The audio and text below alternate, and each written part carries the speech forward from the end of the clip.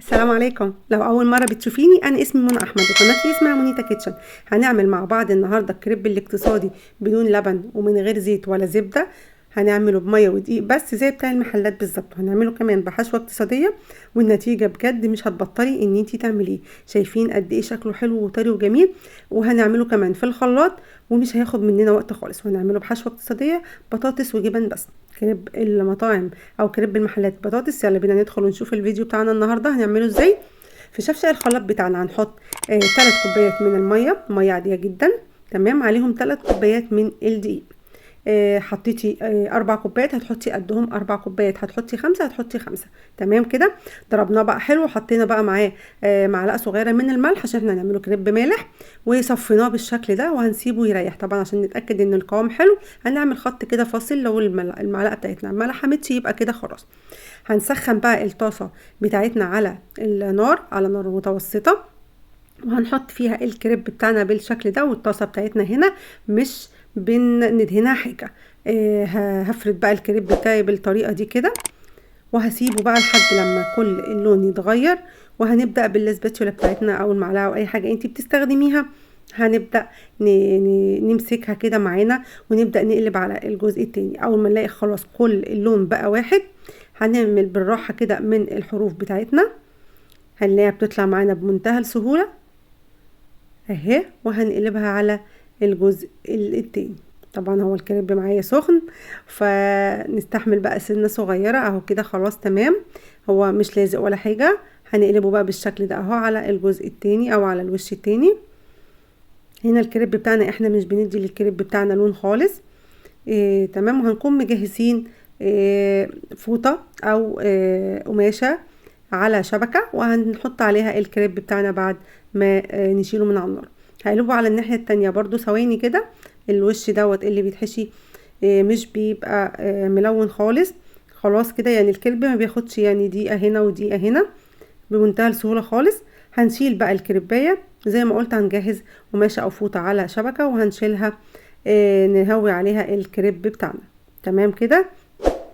تقدري حضرتك تعملي حجم اصغر مفيش مشكلة، تعملي حجم اكبر برضو مفيش مشكلة، حسب حجم الطاسة بتاعتك. انتي تقدري تعملي حجم وتتحكمي في حجم الكريباية بتاعتك. خلاص كده الكريباية بتاعتي شايفين بجد سهل جدا، وعايزه اقولك طعمه حلو جدا جدا ومش هتفريه عن بتاع بره خالص. تمام كده. هنشيل بقى الكريبة بتاعتنا من على النار، وطبعا هنحط على طول وهنشتغل مفيش اي مشكلة. شيلنا بقى الكريبة بتاعتنا زي ما قلنا، وهنبدأ نحط تاني. هعمل معاكم واحدة كمان وبعد كده هكمل انا باقي الكريب. مفيش اي مشكلة. شايفين قد ايه سهل وبيتفرد في الطاسة بتاعتي بسهولة كده. تمام. طبعا عايزه اقولك ان الكريب ده مش مكلف خالص. يعني اي ما تبقي زهقانه وعايزه تعمليه، مفيش طبعا بيت ما فيهوش ملح وما فيهوش دقيق، وكمان الميه متوفره بسهوله في الحنفيه، فتقدري تعمليه مفيش اي مشكله خالص. يعني مش هقولك لبن، مش هقولك بيض، مش هقولك زبده زيت، لا هنعمله زي ما انت شايفه طريقه اقتصاديه جدا مفيش حاجه. يعني تقدري تعمليه في اي وقت. وتشيليه كمان، ممكن تشيليه في الفريزر كمان، تغلفيه كويس بالاسترتش. وتشيليه في الفريزر لما تحتاجيه. هتلاقيه موجود على الفك بمنتهى السهوله. بقلب برضو على الناحيه التانية زي ما انت شايفه كده. وطبعا احنا داخلين على شهر رمضان الكريم ان شاء الله باذن الله. معاكم ان شاء الله برضو في وصفات حلوه ان شاء الله وحلويات مميزه لشهر رمضان. لو في اي وصفه انت محتاجاها وعايزاني اقدمها لك، يا ريت تسيبوها لي في الكومنتات.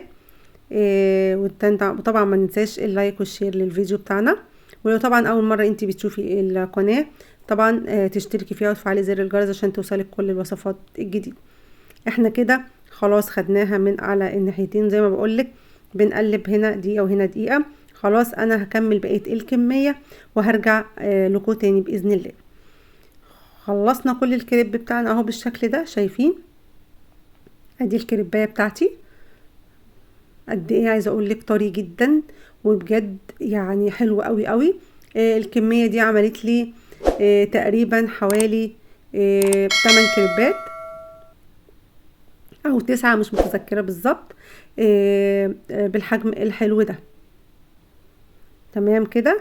هي عملت يا 8 يا 9 بنفس الحجم الحلو ده. لو اصغر هتبقى طبعا كميه اقل. عندي بقى الحشو بتاعي هنا اقتصادي جدا زي ما قلت، بطاطس محمره عادي، وعندي كاتشب، وعندي توميه وسبق وقدمت لكم التوميه في فيديو قبل كده، وعندي كمان شويه جبن، وكمان عندي زيتون مقطع.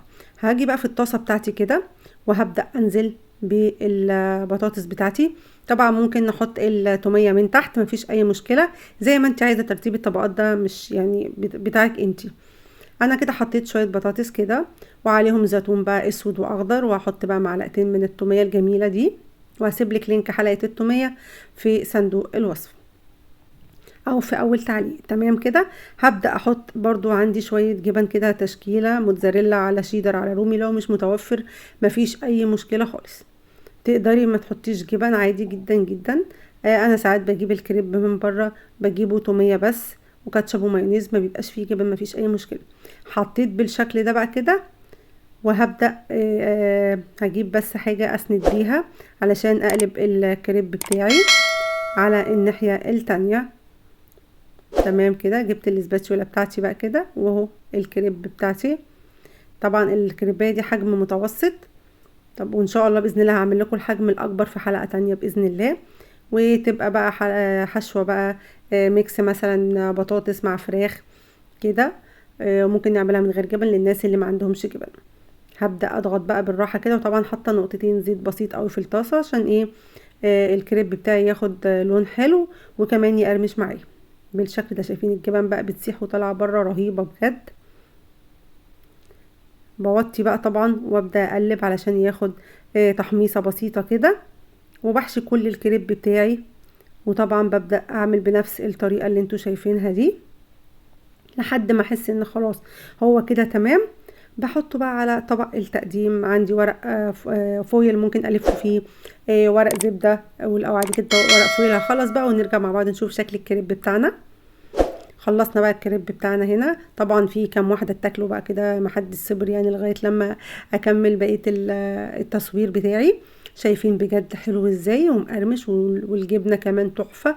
عايزه اقول لك بجد رهيب. البطاطس مع التوميه بتبقى طعمها حلو قوي، وبجد قرمشه وصوت قرمشه فظيع، بتاكليه كده مقرمش معاكي. كريب النهارده عملناه بطريقه سهله جدا جدا وبسيطه، كريب اقتصادي بدون بيض، بدون لبن، بدون زبده او زيت. عملنا ميه ودقيق بس، وكمان حشوتنا النهارده اقتصاديه جدا. تقدري تعمليه وجبه عشاء للولاد او وجبه غدا، مفيش اي مشكله، مش هياخد منك اي وقت خالص. بجد الكريب بتاعنا النهارده بيتكلم عن نفسه. دي كانت حلقتي ليكم النهارده. لو عجبك بقى الفيديو وعجبتك الوصفه وحاسه ان استفدتي مني النهارده، ما تنسيش تعملي لايك وشير للفيديو، ولو اول مره بتشوفيني ما تنسيش تشتركي في القناه. والسلام عليكم ورحمه الله وبركاته.